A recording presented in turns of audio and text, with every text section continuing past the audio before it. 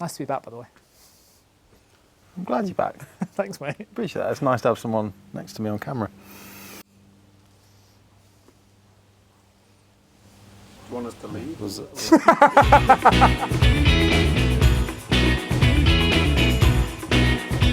The renovations here at Verify Build 001 are... It's good to be back. I know I'm cutting you off, but it's good to finally be complete, back. guys. It's been absolutely, let's just be honest, it's been full of surprises. Yep. Well, we've learned a lot of lessons along the way, and with both properties finished, fully staged, and on the market. Not just on the market.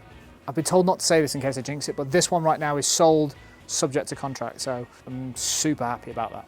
Well, it's time to take a look inside and a bit of a look back at everything we've gone through and all the lessons that we've learned, and share some of the costings and prices on everything that's happened at these renovations. Before we get started, people are of course going to know who I am, but they're probably looking at you and thinking, who the hell is this guy? Adam, do you want to just explain who on earth you are to the people that haven't subscribed and followed the journey from the beginning? Yep, proud co-founder of Expert Trades, and I guess around for the beginning of Verify Build 001 because it was a new initiative for us. There was lots of learnings, and we don't profess to have all the answers when it comes to renovation. We don't renovate these properties to make a profit.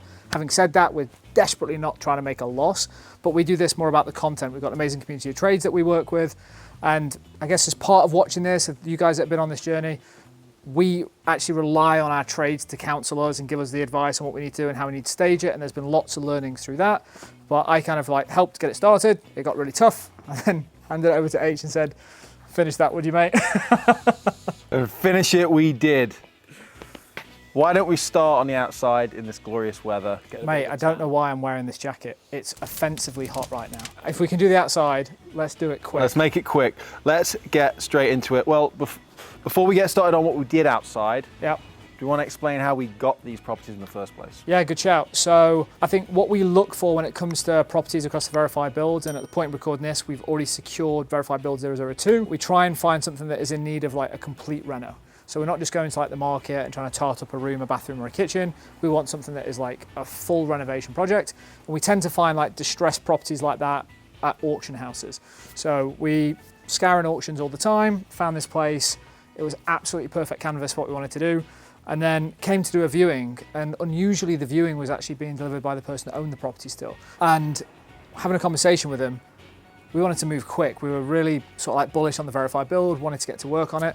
And the auction was in about 2-3 weeks time. So what we ended up doing was actually negotiating a price off auction. So we ended up spending, and I guess for everyone watching across this video and the one that's going to follow, we're going to talk about costings. But because this is one old property that then became a house and a cottage, all the prices are like bundled in together. So for a general rule of thumb, for every £3 that was spent, £1 was on the cottage and £2 was on the house. We ended up spending £460,000 on the entire plot, and that includes all the fees and stuff like that was associated. That's what we were in for.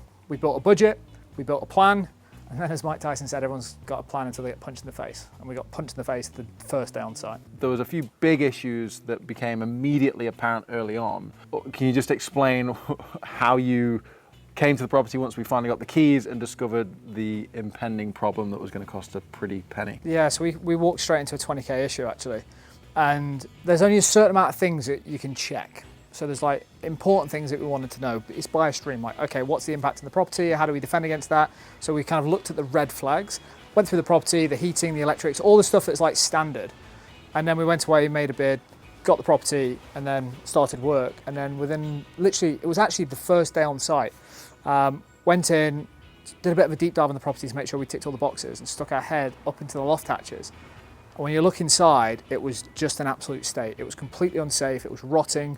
And the roof itself was just like, that thing could cave in at any point in time, and we had not budgeted for that. So straight off the bat, we're in for 18,400 quid, which is not in the budget. Don't have a partner on it, like it wasn't like anything that we could support. So, but we also couldn't sell it in the state that it was in good conscience, we just couldn't do it. So as soon as we were in, 18,400 quid, and it took, there was a team of roofers that came in, amazing guys, came in, took about 2.5 weeks. We got the roof windows installed, we got the key light roof windows installed at that time, which you can I guess look at when you're watching the house video.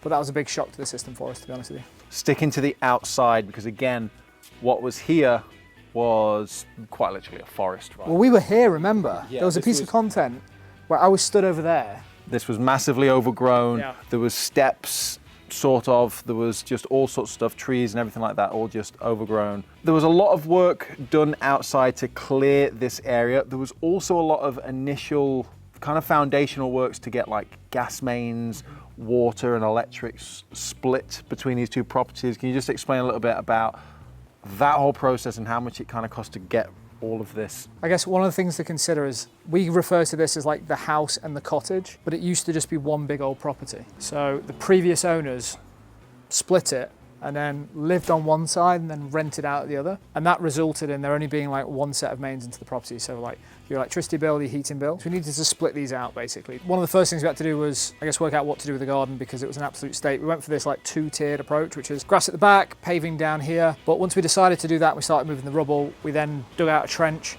which was Chris and Dan putting in like the mains, the water, and basically splitting out the utilities for both these properties. In terms of costing for what you're looking at, and really important to note that everything throughout the properties, we've had some amazing sponsors actually on the build because we work with some amazing trades that have done the work, but also some amazing brands. This whole thing, so the back garden, all the labour, the retaining wall, the materials that are in the retaining wall, so the blocks, all the work outside the front, all the landscaping was £35,500, but that excludes the actual porcelain paving itself. So we've got some Brett porcelain paving down here, which is 20mm porcelain, so 35k on all the landscaping.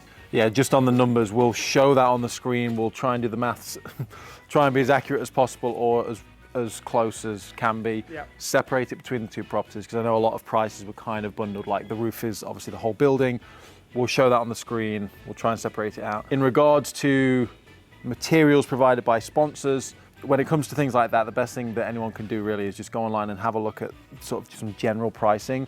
But again, that might not be indicative of what you might pay because installers get their own rates and things like that. So yeah, and it's also like working out how you price the job. yeah, Majority of the work we've got done on this job was price work. So someone would come in and say, we'll do a heating system, it will cost X. And once you get that price, yes, we've got a schedule of works to work to, but you don't care whether it takes them 5 days or 5 weeks because you're paying a set price. Because there were so many unknowns about the back garden and the landscaping in general, that was on a day rate. The only other part of the job that was on a day rate is the plastering in the house because we had some issues that we'll bump into later. windows and doors. Do you want to just explain the process on how we went through all that? Yeah, really nice and easy. So the windows and doors were provided by our friends over at Glazinger. Thank you very much, guys. Headline sponsors, amazing team to work with. When you hear about a window company, you're kind of like, ugh. Like these are the exact opposite. Pleasure to deal with. Their process is dead easy. Come to the property, take some photos, go away. From those photos, they send you across a price. You can accept that price, and then they come back and complete a survey. 3 weeks later, our windows were fabricated, but we had a delay from there. And it's not a delay from Glazing Hub side, it's because we had an unusual door, which you can get to in the house video, but that added a bit of a lead time onto it. That's their process, absolutely pain-free. And what was the cost for, if possible, the cottage? For the cottage, I can't give it you, but I can give you across both. Well, we'll do the ratio, right? It's kind of 2 to 1 on average is the 2 to 1 on general average. price that we're doing here. Yep, so if it was a homeowner getting this done, it would be about £33,000 for the windows and doors across the build.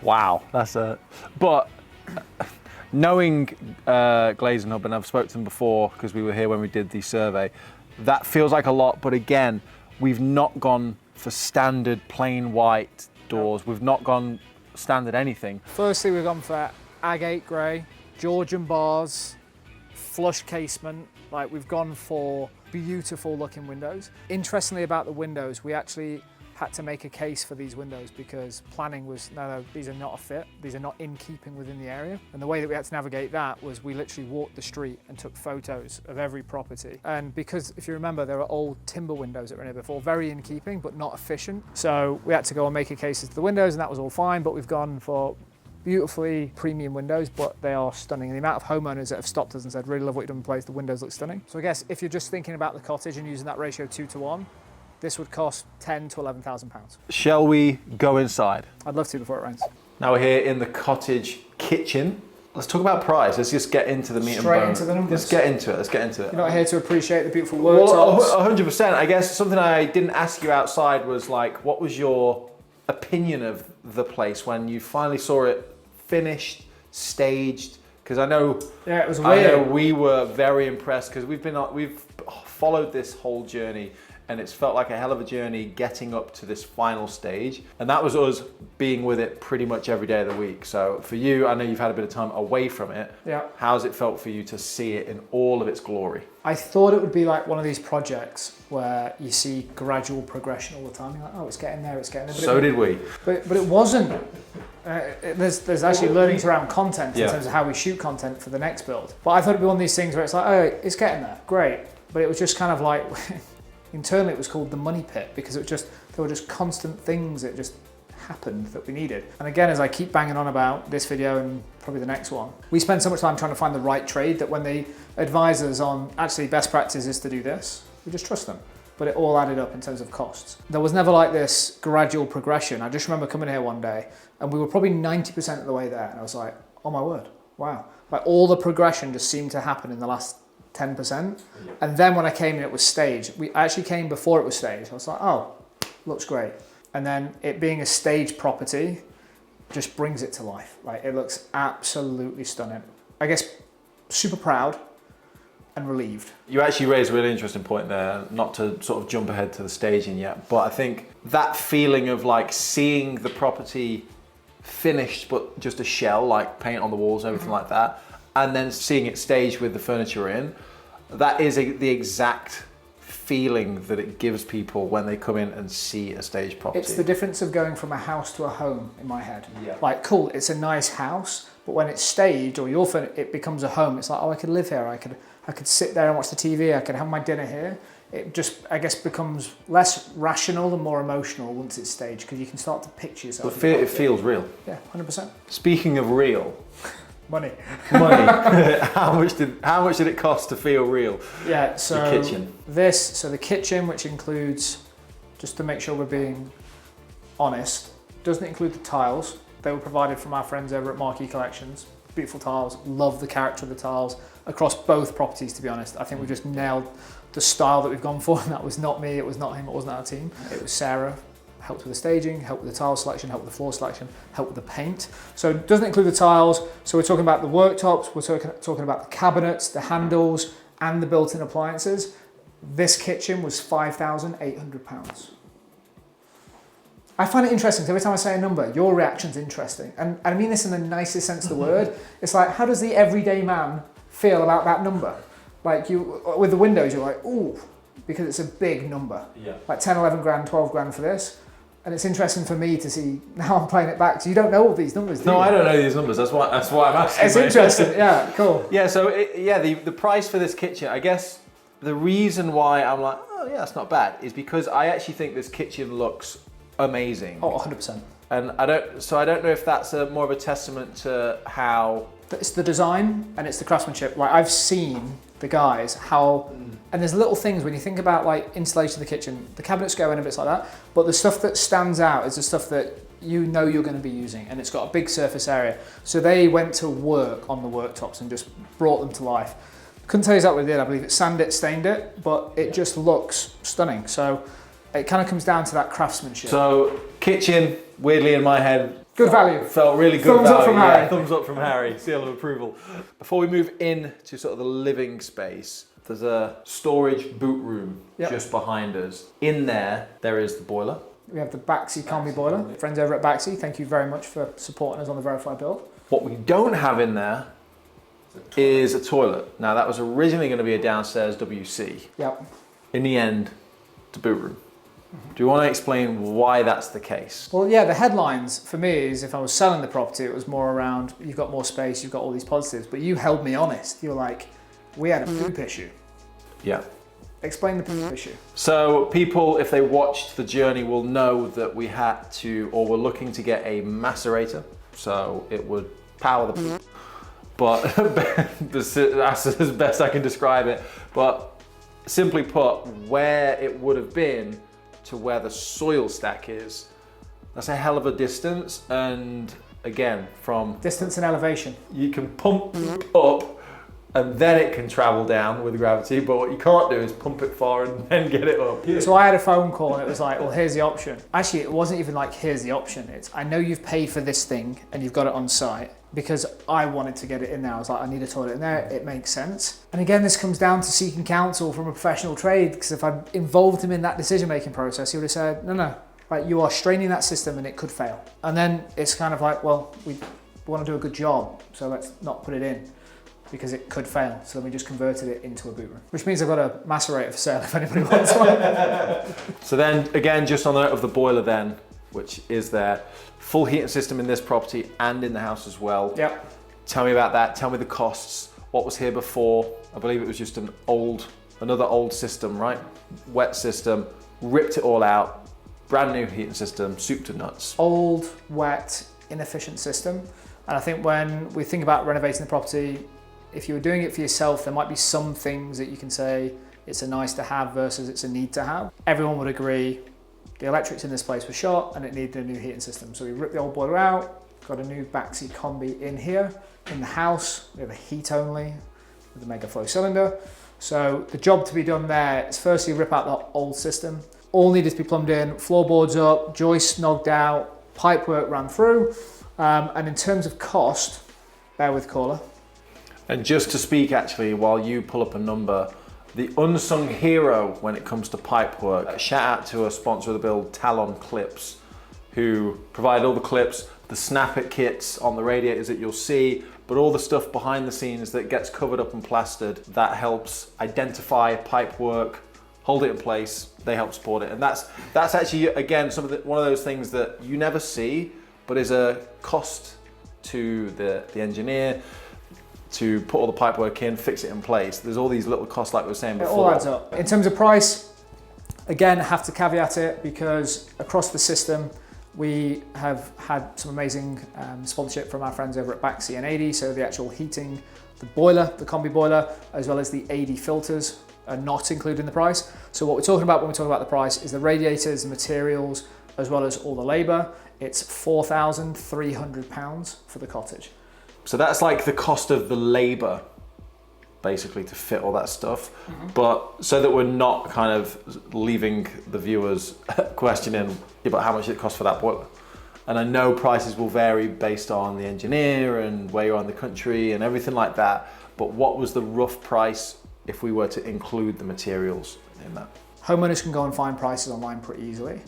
But when you're hiring a trade, it's important that you, in my opinion, let them look after materials and labor. You can penny pinch and try and drive the price down, but spend more time finding the right trade compared to trying to itemize materials, because they're taking on all the liability of, is it the right thing? Is it the right quantity? If it's broken, take it back, go and collect it from the merchant. There's a bunch of other costs and risks that a homeowner takes if they try and get the price down and resent the maybe 5, 8, 10% that a trade is putting on. They're putting that on there because they are exposing themselves to risk. And that's a whole separate thing, is the fact that homeowners can buy boilers, I find absolutely mental. Like, it should only be fitted by a gas safe registered engineer. I don't know why a homeowner can go and legally go and buy an appliance. But you can go to Screwfix, you can find a boiler, a Baxi boiler with filter, 1,000, 1,200 quid, 1,300 quid. So for the whole heating system, you can probably assume 5.5K for the whole thing in this cottage. Hopefully that answers your question in a more direct way. Thank you very much. Thank you very much. We'll flash that on screen. Let's go into the living room. We're now in the living room. Okay. We've taken a little bit of weight off our feet, feeling comfortable. And as I look around the room, there is some fantastic herringbone flooring. Mm-hmm. You know what I'm going to ask. How much did it cost? Well, do you want to take me on the journey of I like that. Just how keep we that got as it is. I know, but do you want to? How do you get level? Yeah, how do you get it level? Again, doesn't include the. I know we talk about the flooring cost, but it doesn't include the cost of the flooring. So I was going to go, what does it include? And that's because we partnered with Kraus Flooring for this. So we've got the herringbone in the cottage, we've got the straight plank in the house. So the process to go through. Turns out I am starting with the process. I want to build up to the numbers. So it was Tiernan, who's a friend of the company's, that's done all the flooring in here, done an absolutely stunning job. The process firstly was leveling it all off, because if you remember, across all the house, all the floor levels are different. And then all the laying, I can share the square meterage with you in terms of the amount that's gone down, because it's very easy for someone to then go online and I guess work out, if you're looking at flooring prices tend to be online, so you can just work out the square meterage. It was £6,700 for all the flooring, which is the materials for the screed. First job was get the floor level, then lay all the flooring across both the properties. So for this house alone, because that's the full price across the cottage and the house, take that ratio 1 to 2, this is about £2,300. Excluding the actual flooring. So what we need to do, because this is going to turn into a horrible maths quiz. Yeah, someone's going to go. We'll share the square meterage, and then you can take that 2,300 quid and you can work out the cost to install a square meter, and then they can go and pick their own flooring, and then they can work it out. Just like a great GCSE maths question. Just before we go upstairs, on the other side of that wall is a Schneider. On the other side of that wall is a Schneider Easy 9 compact consumer unit. Full house rewire. Full house rewire. Again, there's so many asterisks on this build. And also sockets and switches were provided by Schneider as well, the lease range. And again, for someone watching this, they're like, oh, we just want to know the actual number. We're getting there, VB002, trust me. But yeah, you'll get all the numbers next time. We've just got to buy another house and do it again. Consideration here is it didn't include the consumer units, the cost that I'm about to share, and doesn't include the lease switches and sockets. Okay, so it was our friend Nick Bundy. It was amazing fun on the build. Super. He's like one of those like perfect trades, and I hope he doesn't quote that and use it. You cannot say that on here. No, but clip that out and put it on a t-shirt. Yeah, like okay, Nick, you've got it. But excellent at what he does. Like professional on the job, arrives on time, does the work, but he's also a good crack, good fun, great on camera, great at explaining. It was an absolute pleasure to work with on the site. So it was £16,600 for both. Okay, so you can assume that the rewire on the cottage alone would be between £5,000 and £6,000. And I think one thing to remind people is when we bought this place, the board was outside. Yes, it was. Remember, on this one, yeah. It was outside. So you're looking at 5 or 6K to rewire the cottage. Doesn't feel too bad. What's that? I forgot we got Harry's rating.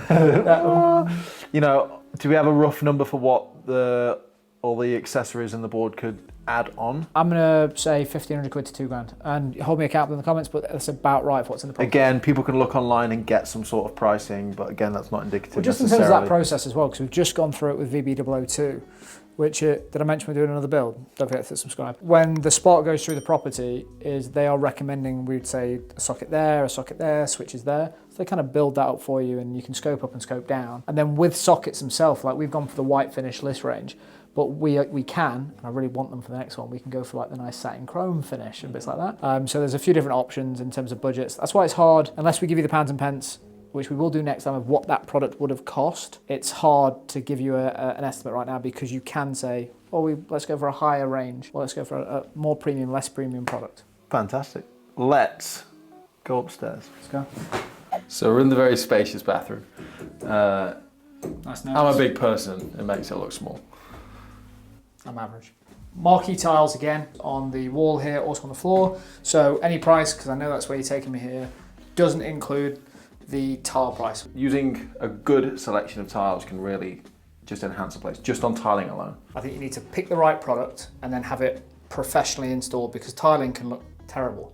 Like, as I said with Dan and Luke, they literally would dry lay everything so they knew where the cuts were going to be, to make sure they don't end up with some like pointless slithers at different areas. So that's really important to make sure. You're right there, mate. Yeah. Okay, cool.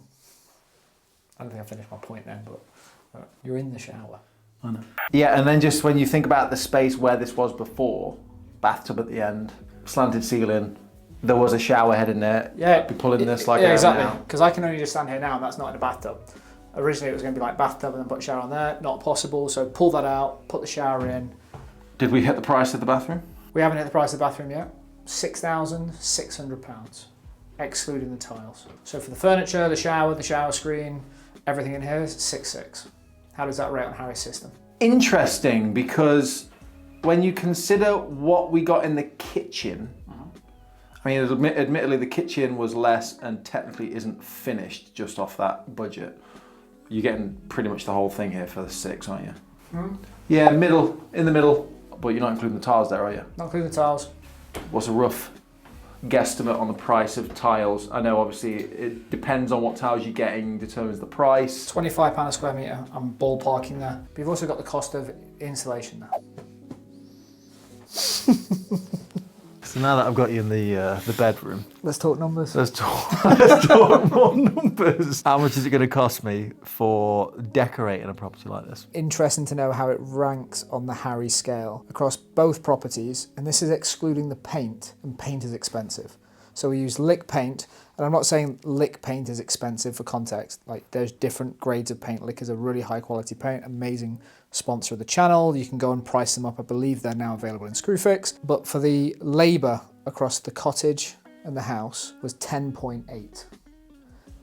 Pause, that actually includes painting the outside wall, which I don't think we covered off when we were in the garden. 10k to paint both properties. So you're looking at about 3.5, call it, for the cottage without the paint. And I'm going to assume, because I know how much the paint was, call it 4.3, 4.5k to get the cottage fully painted. How's that feel?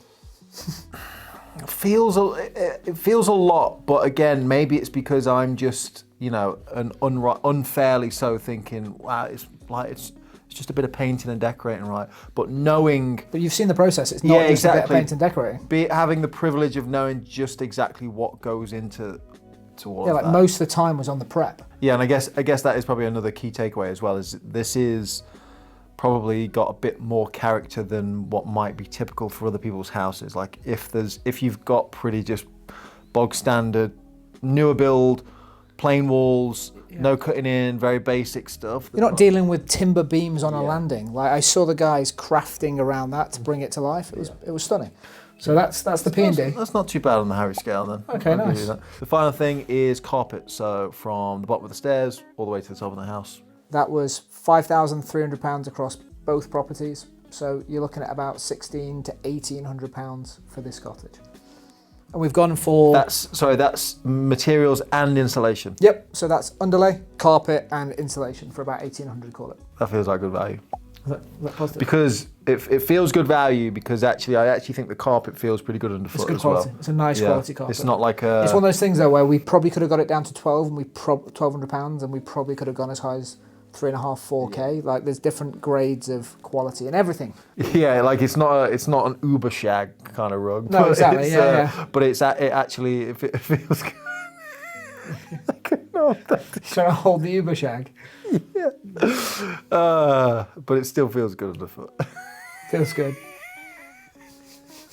So I guess the final thing, just going through my notes, is we spoke about it in the kitchen a lot.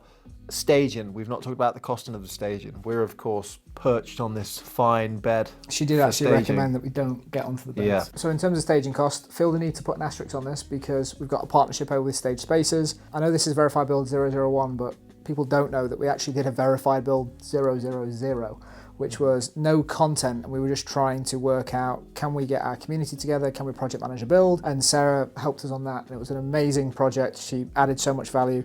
So she's actually a partner of the channel. So we paid £4,710, to be exact, for both the house and the cottage. You can assume it's about £1,600. Maybe a slight premium on that because the way that staging works is they come and actually spend 2 days just staging the property, and that cost is kind of spread out across two properties because they only have to, they only have to come once. Yeah. So that, I guess the insulation cost on their side is a bit lower, but we paid $4,700, but we do get a discount because we're a partner of Stage Spaces. So $1,500 to £2,000 for this, and how that works is Sarah will come, help us with the design, build a bit of a mood board in terms of the style, which was again amazing value in terms of us making sure we've got this finish. She was really core to that. Then comes and measures up. Then once the property's completely finished, stages it, just drop in for a couple of days, get everything here, set it all up. And then we have basically rental of all the furniture for 6 weeks. And then the option is you can extend that every 4 weeks and you just pay an additional amount of cash. Let's head outside and wrap this thing up.